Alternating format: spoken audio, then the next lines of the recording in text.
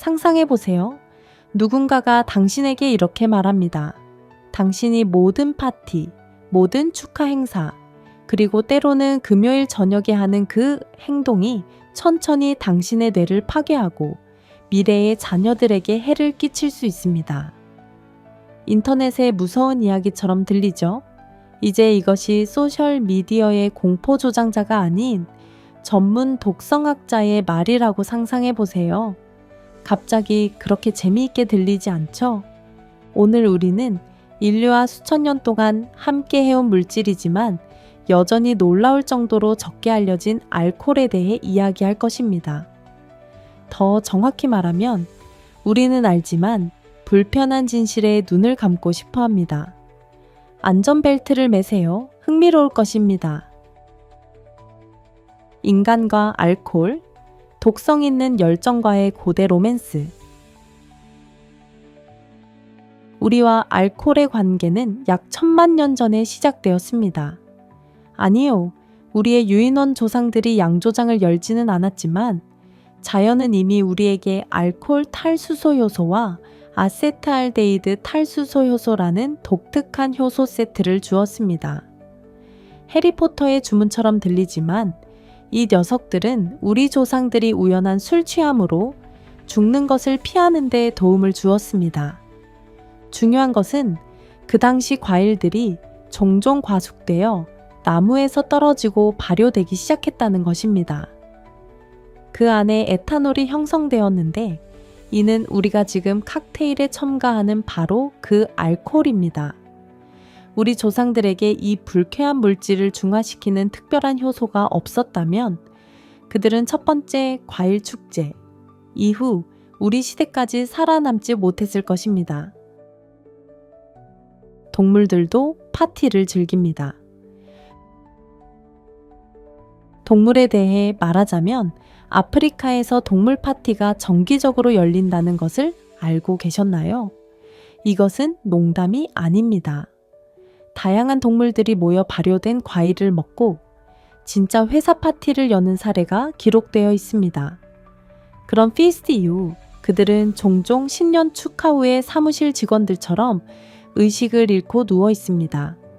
이는 에탄올에 대한 반응이 모든 포유류에게 대략 동일하다는 것을 더욱 증명합니다.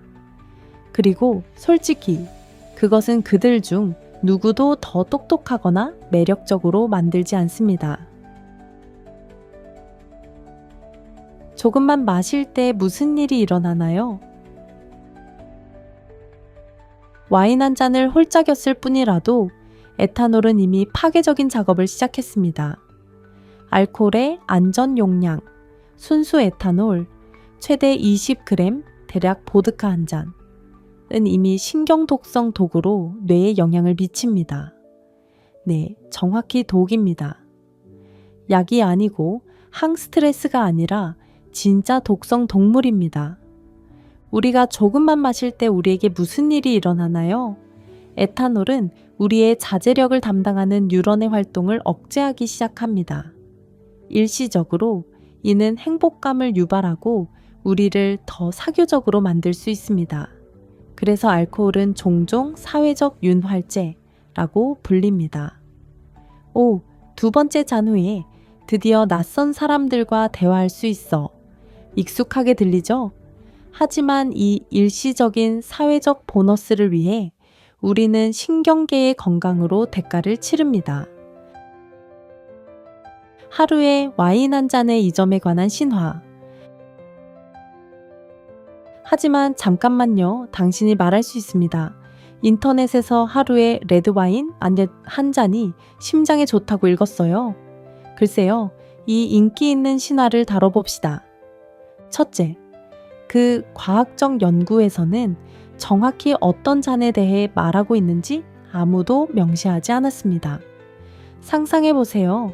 일부 참가자들은 표준 150ml 잔에 대해 이야기하고 있었고 다른 사람들은 450ml의 파인트 잔을 의미했습니다. 그것은 3배의 차이입니다. 이는 설탕 한 티스푼과 전체 패키지를 비교하는 것과 같습니다. 결과는 부드럽게 말하자면 다를 것입니다.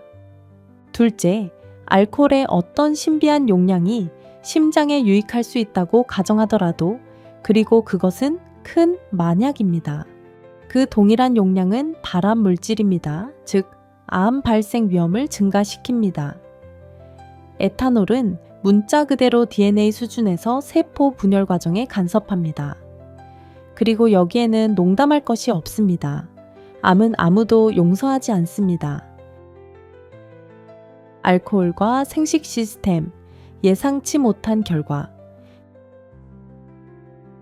이제 정말 충격적인 정보를 준비하세요. 취한 상태의 임신이라는 용어가 있다는 것을 알고 계셨나요? 그리고 이것은 즐거운 저녁에 관한 것이 아니라 미래 아이에 대한 심각한 위험에 관한 것입니다. 에탄올은 돌연변이 유발 물질로 DNA의 돌연변이를 일으킬 수 있는 물질입니다. 계속해서 빠르게 갱신되는 남성 생식세포는 특히 취약합니다. 남성이 임신 직전에 술을 마시면 정자의 유전 물질에 영향을 미칠 수 있고 결과적으로 미래 아이의 건강에 영향을 미칠 수 있습니다. 그런데 우리 조상들은 이것을 직관적으로 알고 있었습니다.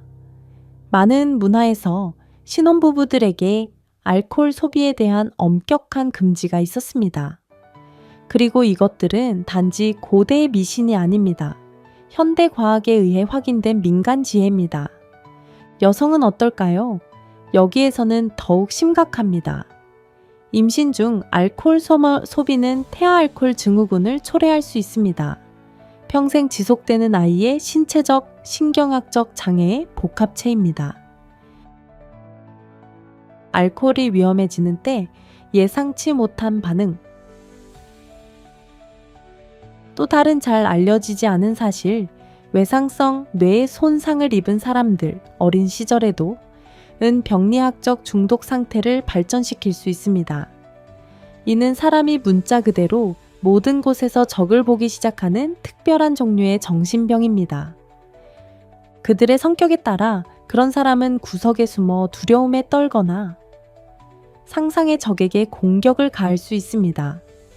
실제 사례, 병리학적 중독 상태 있는 한 사람이 전화 부스를 적으로 여겨 공격했습니다. 부스 대신 사람이었을 수도 있다고 상상할 때까지는 거의 재미있게 들립니다. 충격적인 진실, 안전한 용량은 없습니다. 그리고 이제 가장 중요한 것, 우리가 여기 있는 이유입니다. 현대 과학은 모두 한 가지에 동의합니다. 알코올의 안전한 용량은 없습니다. 모든 한 모금, 에탄올의 모든 방울은 우리 몸에 독성 효과가 있습니다. 네, 우리 몸은 소량의 독을 처리할 수 있습니다. 결국 완전한 금주자조차도 자신의 장내 미생물총에서 하루에 약 3g의 에탄올을 받습니다. 하지만 그렇다고 우리가 여기에 외부 소스를 추가해야 한다는 의미는 아닙니다. 우리는 왜 계속 마시나요? 알코올이 그렇게 해롭다면 왜 인류는 수천 년 동안 그것을 포기하지 않았을까요? 답은 단순하면서도 복잡합니다. 사회적 전통, 문화적 관습, 강력한 산업, 그리고 솔직히 말해서 알코올이 제공하는 단기적인 즐거움과 행복감입니다.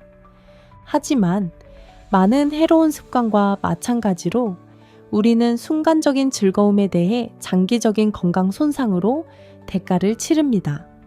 그리고 가장 슬픈 것은 종종 음주자 자신뿐만 아니라 그들의 미래 자녀들도 고통받는다는 것입니다. 그럼 오늘 우리는 무엇을 배웠나요?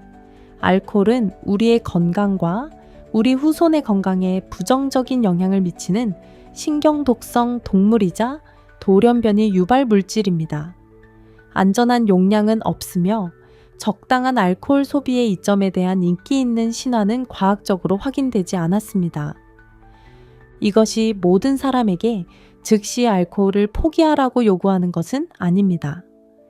모든 성인은 자신이 무엇을 마시고 어떻게 살지 스스로 결정할 권리가 있습니다. 하지만 저는 신화나 마케팅 트릭이 아닌 사실에 기반한 정보에 근거한 선택을 지지합니다.